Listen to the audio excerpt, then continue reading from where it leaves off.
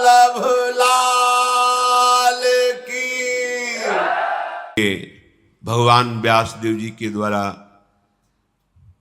धृतराष्ट्र, पांडु और विदुर जी प्रकट हुए, प्रकृति आनंदित है क्योंकि साक्षात धर्म प्रकट हुआ है। उस समय की प्रजा सत्य व्रत का पालन करने वाली, स्वभावतः याज्ञिक कर्मों में प्रवृत्ति, जैसे अभी स्वभावतः भोगों में प्रवृत्ति, उस समय भागवतिक कर्मों में प्रवृत्ति, धर्मानुकूल रह करके ही कोई क्रिया करना और एक दूसरे से ऐसा व्यवहार करना जिससे प्रसन्नता बढ़े, सुख बढ़े। महाभागवत भीष्म जी संपूर्ण राज्य में घोषणा कर दी, हमारे राज्य में कोई अधर्माचरण नहीं करेगा, सबको धर्म पूर्वक शास्त्र संयम के अनुसार वर्ताव करना होगा और हर नगर में बड़े बड़े देव स्थान बनाए जाएं, हर नगर में यज्ञ कराई जाए। उनकी आज्ञा का पालन होता। धीरे धीरे तीनों कुमार बड़े हुए, उनका यज्ञोपवीत संस्कार हुआ। कुरुकुल के प्रधान पुरुष, अन्य नगरवासी, सब तरफ एक ही बात सुनाई देती थी, दीयताम भुज्यताम चेति वाचो श्रूयंत सर्वशाह। दो, दूसरों को खूब पवाओ, दूसरों को सुख पहुंचाओ। यही संपूर्ण नगर में दूसरों को दो, दूसरों को सुख पहुंचाओ, दूसरों को भोजन पवाओ, दूसरों की विपत्ति में सहयोग करो। ये भागवत धर्म है। स्वसुख वांछा ये राक्षसी भाव है। धृतराष्ट्र जी, पांडु और परम बुद्धिमान धर्मस्वरूप विदुर जी, इनके प्रकट होने पर भीष्म जी को बहुत प्रसन्नता थी। इनको अपने पुत्र की भांति पालन किया। जो कुल परंपरा के संस्कार हैं वो कराए, फिर नियम से इनको ब्रह्मचर्य व्रत दिया गया। ये प्रणाली है। जीवन को स्वस्थ, विवेकपूर्ण और प्रसन्नता पूर्वक काटने के लिए ये जीवन प्रसन्नता पूर्वक कटे, इसके लिए ब्रह्मचर्य अत्यंत आवश्यक विषय है। प्रार्थना मान लीजिए, यदि आप जीना चाहते हैं सुखपूर्वक, किसी भी स्थिति में 20 वर्ष तक ब्रह्मचर्य नहीं टालना चाहिए। अपने बच्चों को बैठालकर शिक्षा देनी चाहिए, उनसे प्यार पूर्वक उनकी दिनचर्या पूछनी चाहिए। कोई भी उनकी गलती हो प्यार पूर्वक समझाना चाहिए। माता पिता को इसमें संकोच नहीं करना चाहिए। बालक का सबसे पहला गुरु मां है, फिर पिता है, फिर आचार्य आदि हैं, पहली मां है। मां को अपने पुत्र के पास बैठ करके मित्रवत व्यवहार करें, जैसे दोस्त बात करते हैं। आपकी क्या दिनचर्या है, कहीं आपसे ऐसी कोई गलतियां तो नहीं हो रही, समझाना चाहिए। पर खुद में अपने संयम और शुद्ध विचार ना होने के कारण हम अपने परिवार को ऐसा सदुपदेश नहीं कर पाते। ब्रह्मचर्य अत्यंत आवश्यक है। देखा, कल के चरित्र में सुना, महाराज विचित्रवीर्य अभी नवकिशोर अवस्था में थे, राज सिंहासन पर विराजमान। 2 नवकुमारियों से ब्याह हुआ। ब्रह्मचर्य पर ध्यान नहीं दिया तो राजक्षमा रोग हो गया और मृत्यु को प्राप्त हो गए। ब्रह्मचर्य क्षीण करना मानो मृत्यु को निमंत्रण देना है, इसे खिलवाड़ न समझा जाए। ब्रह्मचर्य व्रत का भीष्म जी ने उन्हें पालन करवाया। एक होता है आजीवन नैष्ठिक ब्रह्मचर्य, एक होता है समय के द्वारा ब्रह्मचर्य।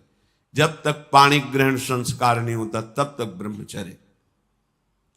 फिर उन्हें वेदों का स्वाध्याय कराया। एक एक में शिक्षा मिलती है। हर घर में शास्त्र का गायन होना चाहिए। अपने परिवार को बैठा कर 30 मिनट ही सही कोई महापुरुषों के वचन, पूज्य श्री भाई जी महाराज हनुमान प्रसाद पोद्दार जी ने समस्त शास्त्रों के सार को लेकर छोटी छोटी पत्रिकाओं का संपादन किया, पुस्तिकाओं का, उनको लेना चाहिए, अपने परिवार को बैठ के सुनाना चाहिए। श्रीमद् भागवत का एक अध्याय सुनाना चाहिए। ज्यादा समय न हो तो थोड़ा महापुरुषों के चरित्र, भक्तों के चरित्र ये सुनाना चाहिए, जिससे क्या करना चाहिए, क्या नहीं करना चाहिए, जीवन का उद्देश्य क्या है। श्रवण का बहुत बड़ा प्रभाव पड़ता है। नारद जी ने प्रभु की महिमा सुनाकर गर्भस्थ शिशु प्रहलाद जी को महाभागवत बना दिया। गर्भ में ही अभिमन्यु जी ने चक्रव्यूह वेधने की शिक्षा प्राप्त कर ली। बड़ा प्रभाव है भगवत चर्चा का। अपने बाल्यावस्था में देखा, प्रायः दीपक जला करके कहीं रामायण हो रही, कहीं भागवत हो रही, घर घर में शाम के 2-4 जन बैठे हुए गा गा के रामायण अर्थ सहित या भागवत का गायन। प्रायः पहले ऐसा महामंगल 10-20 मिनट बैठ करके बूढ़े बच्चे सब नाम कीर्तन, श्री राम जय जय राम गांव में देखा है। संत महात्मा पधारते, भगवान की तरह उनका स्वागत। स्वाध्याय में तत्परता पूर्वक, लगन पूर्वक भीष्म जी ने आदेश करके इन तीनों कुमारों को लगाया। फिर इनको शिक्षा दी, आसन, प्राणायाम, व्यायाम बिल्कुल आवश्यक है, सबको आवश्यक है। अगर आप व्यायाम नहीं करते तो आप ब्रह्मचर्य रह ही नहीं सकते, आपका शरीर स्वस्थ पुष्ट नहीं हो सकता। प्रत्येक शरीरधारी को प्रातःकालीन वेला में अपनी दिनचर्या जो है उसमें 30 मिनट निकालिए, आधा घंटे अपनी दिनचर्या करके फिर व्यायाम किया, कुछ आसनों का अभ्यास, बिल्कुल सरल पद्धति से 3 प्रकार का प्राणायाम पीछे सत्संग में बताया गया था। कुछ समय 10 मिनट ही सही, प्राणवायु का शोधन, इससे शरीर स्वस्थ, बुद्धि प्रवीण। हमारे बुजुर्ग जन जब बाल्यावस्था में थे तो सिखाते थे, दवा कोई वर्जिश से बेहतर नहीं, नुक्शा है कम खर्च, बाला न शेन, शक्ति बढ़े फुर्ती लहे, चोट न अधिक पिराए, अन्न पचे चंगा रहे, कसरत सदा सहाय। व्यायाम अत्यंत आवश्यक है। नवीन बच्चे जानते ही नहीं व्यायाम किसे कहते हैं। जब प्राणवायु का शोधन नहीं, शरीर को अत्यंत श्रमित नहीं किया गया तो आपका ब्रह्मचर्य कैसे टिकेगा? बिल्कुल नहीं। उसके लिए तो अति श्रम चाहिए, उसको पचाने के लिए अति श्रम, शारीरिक और प्राणों का भी। तो भीष्म जी ने उन्हें व्यायाम, प्राणायाम, आसनों का ज्ञान, जैसे आप कुछ मिनट सीधे आसन, हर नस नाड़ी में ऊर्जा शक्ति प्रवेश करती है। जब हम प्राणायाम, व्यायाम ये नहीं करते, आसन आदि, तो बहुत से अंग ऐसे हैं जिनको क्रियाशील होने में बड़ी कठिनता पड़ती है। प्राणवायु का शोधन, व्यायाम, इससे रक्त पवित्र होता है, हर अंग क्रियाशील हो जाता है। छोटी छोटी अवस्थाएं हैं, शुगर है, ब्लड प्रेशर है, ये सब आप अपनी दिनचर्या में ही नहीं तो कैसे? तेज कांति प्रकट होती है शरीर से जब प्राणायाम, व्यायाम, शुद्धन, धर्म पूर्वक चलना, बड़ा आनंदमय जीवन होता है। जब ये तीनों कुमार युवावस्था को प्राप्त हुए, धनुर्वेद, अश्वसवारी, गदायुद्ध, ढाल तलवार की, गज शिक्षा, नीति शास्त्र, ये सब शिक्षा दी गई, क्योंकि चक्रवर्ती सम्राट के पुत्र हैं, पदाधिकारी हैं, तो इन सब में प्रवीण होना अनिवार्य है। भीष्म जी ने अपने बड़ों के प्रति कैसा शिष्टाचार करना चाहिए इसकी शिक्षा कराई। वेद वेदांगों के तत्वज्ञ महापुरुषों से बैठाल कर वेदांत शिक्षा कराई। गृहस्थी धर्म में ऐसे प्रवेश नहीं होता था, पूर्ण ज्ञान, पूर्ण एक तरह से महात्मा बनकर गृहस्थी में जाना, क्योंकि माया से युद्ध करना है। अब हमारी पशुवत बुद्धि हो गई है, शास्त्र क्या कहता है पता ही नहीं, कैसी दिनचर्या होनी चाहिए पता ही नहीं, तो जो मन में आया वही आचरण। तो मन तो विषयगामी है, अधोगामी है, प्रकृति की तरफ आकर्षित होता रहता है, वो अपराध ही कराता रहता है। धनुर्विद्या में पांडु जी महाराज सबसे बढ़ चढ़ करके पराक्रमी वीर हुए। धृतराष्ट्र में शारीरिक बल अमोघ, क्योंकि नेत्र नहीं थे, और विदुर जी समस्त नीतियों के ज्ञाता, पूर्ण धर्म का ज्ञान रखने वाले, धर्म की सबसे ऊंची अवस्था को प्राप्त। अयम तु परमो धर्मो यदि योगे नात्म दर्शनम, धर्म की ऊंची अवस्था का नाम है आत्मज्ञान, अर्थात विदुर जी आत्मज्ञान संपन्न महापुरुष हुए। समस्त राष्ट्र के लोग ऐसे राजकुमारों को देखकर सुखी हुए। वीर पुत्रों को जन्म देने वाली काशीराज की दोनों पुत्रियां बहुत आनंदित हुई कि हमारे राजकुमार समस्त शास्त्र, शस्त्र, धर्म, राजनीति इसके ज्ञान से पूर्ण हुए हैं। हस्तिनापुर के सिंहासन पर विराजमान करने के लिए जब बड़े बड़े धर्मज्ञों और भीष्म जी के साथ विचार हुआ, तो धृतराष्ट्र जी को आंखों से अंधे होने के कारण उन्हें राज्य नहीं दिया गया, और महाराज पांडु को उस सम्राट पद पर अभिषिक्त करने का निर्णय लिया गया। गंगानंदन भीष्म जी बड़े ही तत्वज्ञानी महात्मा, महाभागवत और हर धर्म के ज्ञाता थे। विदुर जी को बुलाया और कहा, बेटा ये हमारा कुल सद्गुणों से संपन्न है और संपन्न बना रहे, इसलिए इसकी रक्षा करना धर्म से ही युक्त होकर के, और तुम्हें धर्म का पूरा ज्ञान है। भूतल पर तुम्हारे जैसा धर्म का ज्ञानी कोई नहीं है, क्योंकि साक्षात धर्मराज है। कैसी भी परिस्थिति हो तुम सदैव धर्म का ही उपदेश करना। भगवान श्री कृष्ण द्वैपायन व्यासदेव जी की हमारे कुल के ऊपर बड़ी कृपा है। अब हमारा ये कुल आगे बढ़े, अब तुम ऐसा उपाय करो। हमें गुप्तचरों द्वारा पता चला है कि यदुवंशी सूरसेन जी की कन्या, जिनका प्रथा नाम है,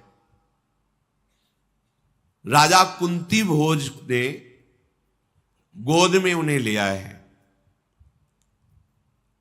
और वो हमारे कुल के अनुरूप हैं। और हमें गुप्तचरों ने बताया कि गांधार राज सुबल,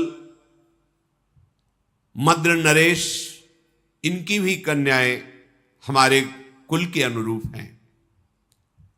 हमने पता लगाया है ये सब धर्माचरण करने वाली और बड़ी ही सुंदर उत्तम स्वभाव वाली हैं, तो हमारे यहां इनका विवाह संबंध हो, ऐसा तुम विचार करो। भीष्म जी ने विदुर जी से कहा। विदुर जी बोले, भगवान आप हमारे पिता हैं, आप हमारी माता हैं, आप ही हमारे परम गुरु हैं। आप जैसा कह रहे हैं अक्षरशः सत्य है, वही विधान किया जाए जिससे तीनों राजकुमारियां हमारे यहां पधारे। भीष्म जी ने उत्तम ब्राह्मणों को सबसे पहले गांधार राज सुबल की पुत्री शुभलक्षणा गांधारी जी के यहां भेजा। पता लगाया, पता लगा कि वो देवाधिदेव महादेव जी की उपासना में तन्मय है गांधारी जी। कैसा जीवन, पवित्र जीवन होता।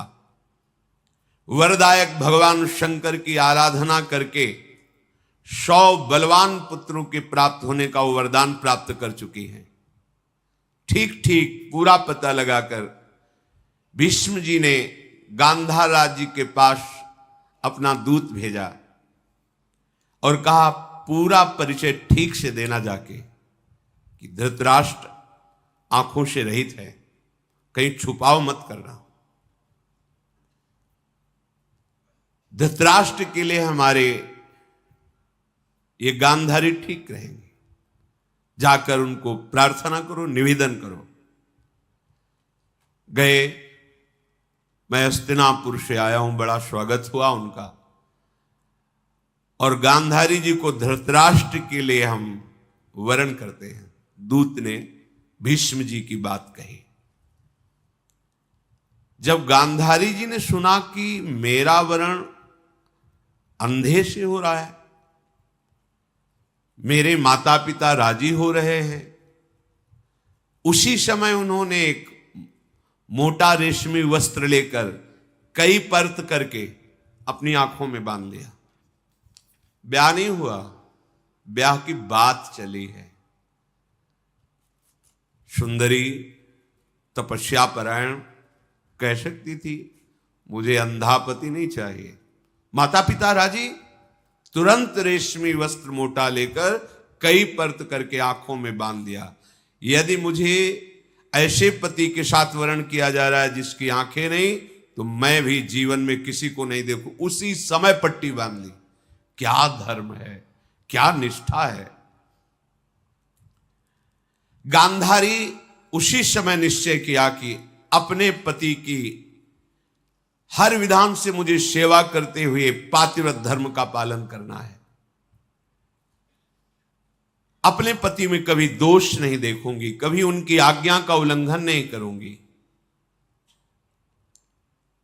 गांधार राजकुमार शकुनी बड़े ही प्रवीण थे, द्यूत क्रीड़ा में, राजनीति में और छल विद्या, कपट विद्या में भी। युवावस्था थी। पिताजी से आदेश लेकर अपनी बहन गांधारी को बड़ी सेना के साथ सुरक्षित हस्तिनापुर लेकर आए और बड़े आदर सत्कार के साथ भीष्म जी को प्रणाम करके कहा आपकी सूचना मिली, तो ये हमारी बहन है, धृतराष्ट्र जी के लिए हम समर्पित करते हैं। बहुत सा ऐश्वर्य भी लेकर के आए हुए थे। भीष्म जी की सम्मति से शास्त्र के अनुसार गांधारी जी का धृतराष्ट्र के साथ विवाह हुआ। शकुनी ने अपनी बहन को बहुत सा रत्न आभूषण आदि दहेज में दिया। भीष्म जी ने शकुनी का सम्मान किया। इसके बाद वो गांधार राजकुमार वापस चले गए। गांधारी स्वभाव, सदाचार, सद्व्यवहार, इन तीनों को अपने दृष्टि में रख करके धृतराष्ट्र की सेवा करती। क्या हमारे पति का स्वभाव है? पति के स्वभाव की अनुकूलता लेकर चलना। कैसा समर्पण कि वर वरण की चर्चा सुनकर आंख में पट्टी बांध ली। कैसा धैर्य। भला एक दिन आंख में पट्टी बांध के देखो, घबराहट पैदा हो जाएगी। आंख होते हुए भी संसार को ना देखना, क्योंकि मेरे का वरण ऐसे पति के साथ जिसके आंख नहीं है। सुंदर वर्ताव करते उन्होंने धृतराष्ट्र और समस्त गुरुजनों को प्रसन्न कर लिया।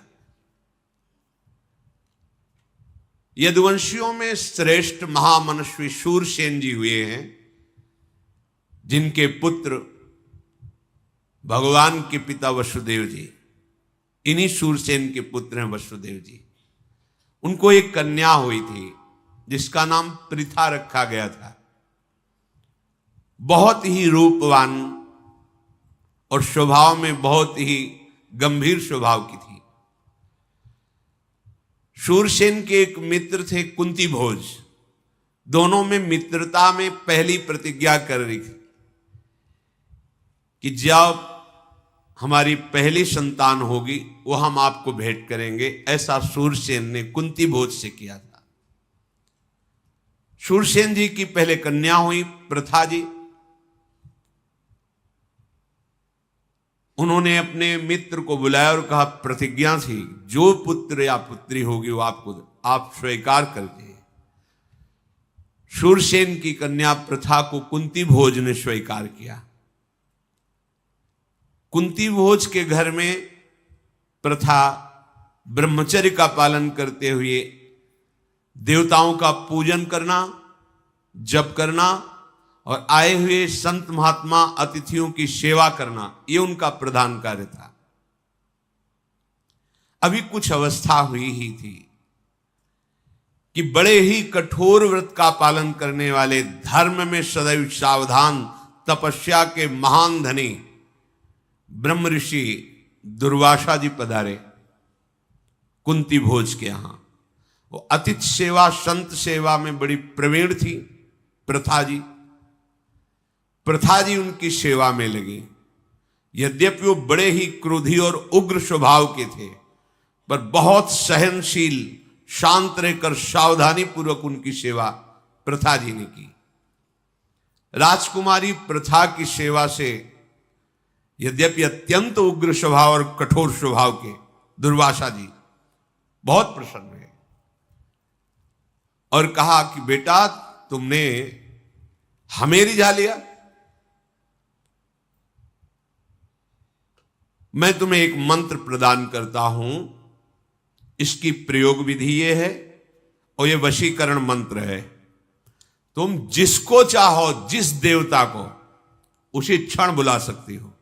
मंत्र का प्रयोग करते हुए देवता तुम्हारे सामने उपस्थित होगा और जो तुम चाहोगी वो तुम्हें वो प्रदान करेगा। ऐसा वरदान दुर्वासा जी ने दिया। ब्रह्मर्षि दुर्वासा के कहने पर कुंती के मन में बड़ा कौतूहल हुआ। मैं जिस देवता को चाहूं उसको बुला सकती हूं। यद्यपि अभी कुमार अवस्था में ही थी। दुर्वासा जी के चले जाने पर एक दिन महल में सूर्य की किरणें अभी उदय ही हुए थे, आ रही थी। दृष्टि गई सूर्य पर, तो उन्होंने सोचा मंत्र का प्रयोग करके देखें। जो ऋषि ने कहा है कि बुलाते ही तुरंत, तो क्या सूर्य भगवान हमारे पास आ जाएंगे? उसी पद्धति से तत्काल मंत्र का उच्चारण किया। जो ही उच्चारण किया तो उत्पत्ति पालन करने वाले तेजस्वी भगवान सूर्य कहां से आए, कैसे आए पता नहीं, सामने खड़े। आश्चर्यचकित हो गई, भयभीत हो गई प्रथा जी। भगवान सूर्य आकर बोले, बुलाया, मैं उपस्थित हुआ। बोलिए, किस कार्य के लिए बुलाया? कौन सा तुम्हारा प्रिय कार्य करूं? दुर्वासा जी के द्वारा दिए हुए मंत्र से प्रेरित होकर मुझे यहां आना पड़ा। कुंती जी ने हाथ जोड़कर कहा प्रणाम करके कि भगवान, बस ऋषि ने मंत्र दिया था, मैं उसका प्रयोग करके देखना चाहती थी कि क्या ऐसा होता है। आ गए, आपसे हमें कुछ नहीं चाहिए, आप पधारिए, भय मत करो, हमारा आना व्यर्थ नहीं जाएगा। मेरा दर्शन अमोघ है। मेरा आवाहन व्यर्थ हुआ तो निसंदेह तुम्हें बड़ा पाप लगेगा। किसी भी बड़े देवता को प्रयोग के लिए नहीं बुलाया जाता कि हम मंत्र प्रयोग किए आ गए, हां ठीक है जाओ, ऐसा नहीं। लक्ष्य होना चाहिए। ये मेरा दर्शन व्यर्थ नहीं जाना चाहिए।